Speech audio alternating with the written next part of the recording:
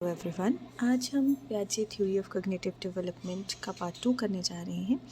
Firstly हमने discuss किए थे उसके बेसिक कंपोनेंट्स और अडेप्टेशंस का प्रोसेस जो था।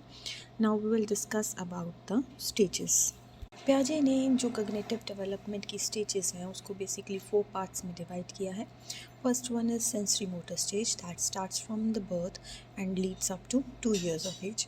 Then is pre operational stage जो 2 साल से शुरू होकर 7 साल की उम्र तक रहती है. Then it's concrete operational stage जो 7 साल से लेकर 11 साल तक रहती है. एंड फॉर्मल ऑपरेशनल स्टेज जो 12 years ऑनवर्ड्स होती है, मीन्स जब अडोलसेंट और अडल्टहुड का पीरियड अटेन होता है. Now we discuss these stages and their characteristics one by one. So first stage is sensory motor stage that starts from the birth and leads to 2 years. इसे पियाजे की first stage बोला जाता है cognitive development की.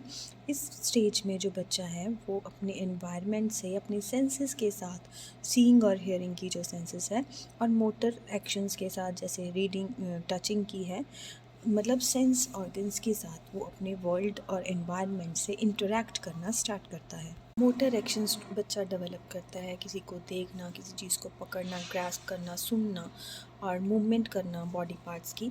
ये इस stage की starting की चीज़ें हैं. इसमें रीजनिंग एब्सेंट होती है. बच्चे को कुछ वो रीज़न नहीं करता, he just interact with his environment, objects को कैजुअली लेता है.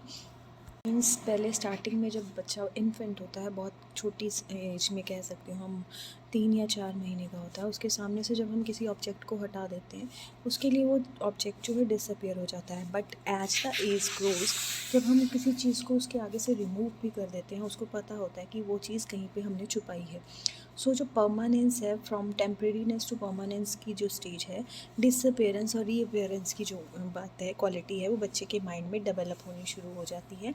इसमें लैंग्वेज मोस्टली डेवलप नहीं होती, बिकॉज जो चाइल्ड है वो सिर्फ बेसिक वर्ड्स को ही ग्रैस्प करता है और इसके अलावा उसकी लैंग्वेज ज़्यादा डेवलप नहीं होती है इस स्टेज में, स्टार्टिंग इन्फेंसी में. उसके रिफ्लेक्सेस जो हैं वो ज़्यादा बेटर होते जाते हैं by the end of this stage.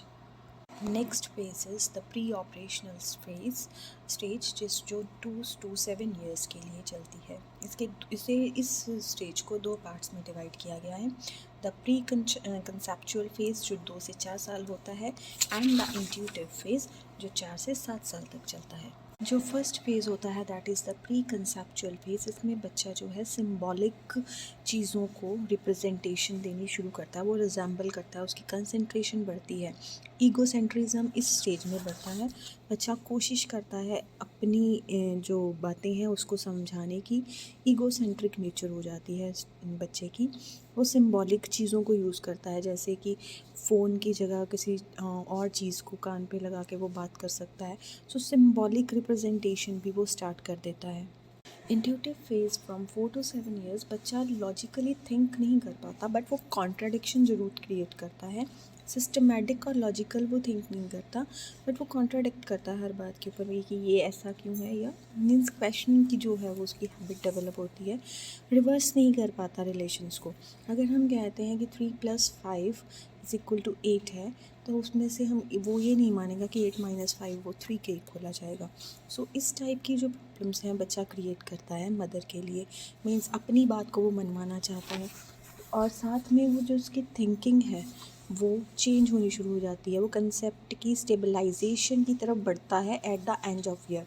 Intuitive thoughts होते हैं उसके, अपनी इंट्यूशन के अकॉर्डिंगली वो रिलेशन इस्टेब्लिश करता है एंड सोशल रिलेशंस को डेवलप करने की कोशिश करता है. सेम एज ग्रुप में रहना उसे ज़्यादा अच्छा लगता है. Next stage is concrete operational stage.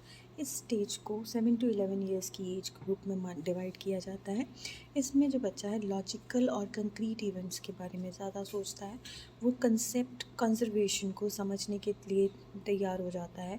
उसको क्या मतलब लगता है कि जो भी है वो मतलब क्लासिफिकेशन कर सकता है, ग्रुपिंग कर सकता है. उसकी जो सोच है वो रिवर्सिबल भी हो जाती है. डिफरेंट कंसेप्ट्स को वो अंडरस्टैंड करने के लिए प्रिपेयर हो जाता है. लॉजिकल और ऑर्गेनाइज्ड थिंकिंग होती है.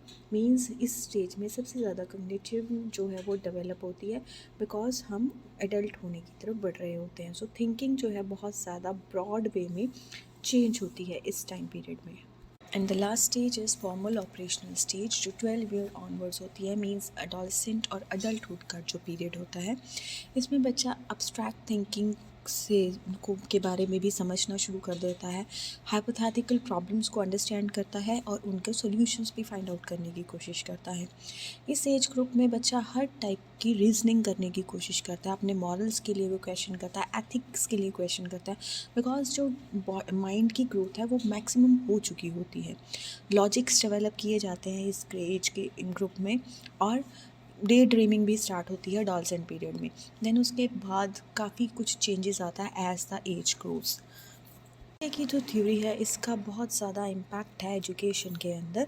इसमें हम बच्चे को प्रिपेयर कर सकते हैं लर्न करने के लिए, कोग्निटिव डेवलपमेंट के स्टेजेस के अकॉर्डिंगली हम उसको टास्क दे सकते हैं, उसकी थिंकिंग को इम्प्रूव करने में हेल्प कर सकते हैं, और उसको प्रॉपर एड्स या लर्निंग मटेरियल प्रोवाइड कर सकते हैं, जिससे क्या हो सकता है कि वो उसकी जो ग्रोथ या लर्निंग है वो फास्ट हो।